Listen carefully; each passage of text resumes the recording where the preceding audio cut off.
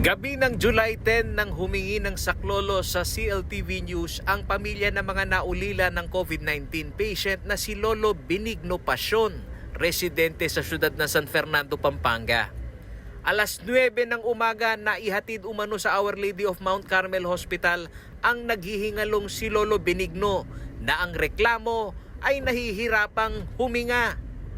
Ayon kay Nico Ginto, apo ni Lolo Benigno, na-revive pa ito ngunit agad din itong nasawi. At dahil sa umiiral na protocol na automatic ang swab testing, pumayag umano silang gumastos sa madaling paglabas ng resulta na higit na mas mahal kaysa sa ordinaryong RT-PCR test. Sinabihan po kami dun sa swab test kung gusto namin ng mabilis ng normal na proseso sa swab test, magbayad kami ng nasa 5,000.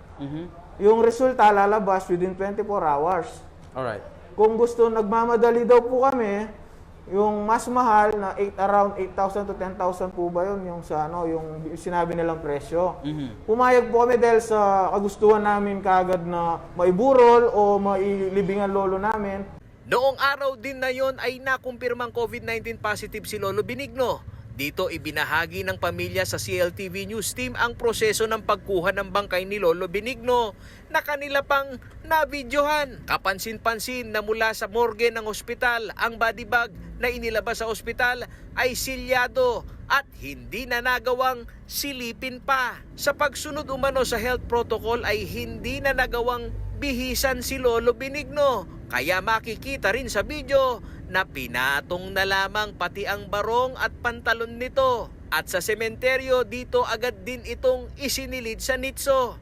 Ayon kay Nico, sa kanilang pag-aakala na lumagay na sa tahimik ang kanilang lolo, ang sumunod na pangyayari ay kanilang ikinabulaga. Ang nailibing na bangkay, hindi pala si Lolo Benigno. Ito po yung text nila, Okay.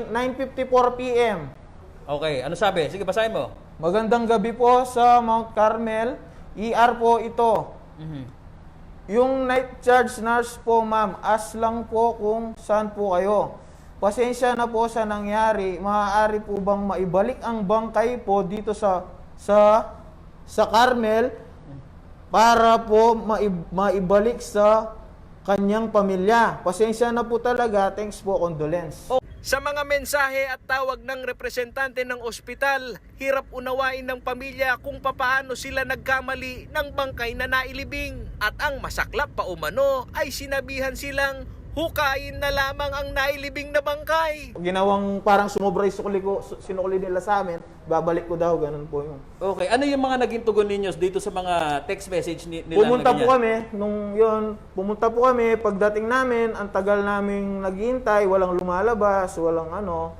Kagabihan. Opo, hanggang sa naisipan namin na yung lolo namin nandun pa, hindi naka-freezer, nag-request kami na i-freezer muna po. Sa pagtatanong ng CLTV News sa mga tauhan ng PNP Compact 4 sa siyudad ng San Fernando, Pampanga, ang nailibing na bangkay ng pamilya Pasyon ay si Imelda Rome. Nasawi dahil sa pulmonary embolism. Dito sa pahayag na nakababatang kapatid na si Jerly Britannico, naghanap lamang ng pera ang mga naulilang kaanak para sana makuha ang bangkay ng kapatid. Ngunit nagulat sila nang kanilang malaman na nawawala na ang bangkay ni Imelda. Tinangka ng CLTV News na magsadya sa Our Lady of Mount Carmel Hospital para kuhanan sila ng panig. Ngunit ayon sa mga gwardya na aming nakapanayam sa Information Office, wala pa umanong tutugon sa aming katanungan. Para sa panig ng pamilya, hiling na maibalik ang mga ginastos at maipalibing ng maayos ang kanilang kaanak. Kagabi pa po kami humingi ng sa kanila na walang tumugon sa amin na yun nga po, yung kakausapin nila yung sementeryo sa Eternal Peace Sindalan para kunin po yung bangkay ng kabilang pamilya na nakapalitan namin. Sila po yung gagalaw doon, magkikiusap, magbabayad sa lahat ng gastos at ibalik nila sa ospital yon. Ngayon, pagkaalis po nung nailibing namin na hindi sa amin at nadala na dito sa ospital, yung sa amin naman po, ibabalik nila yung binayad namin sa service dun sa kumuha binayad namin sa purinarya kahapon para makabili po ako ulit ng kabaong at makapagbayad ng service. Mananatiling bukas ang CLTV News sa panig ng Our Lady of Mount Carmel Hospital sa pangyayaring ito.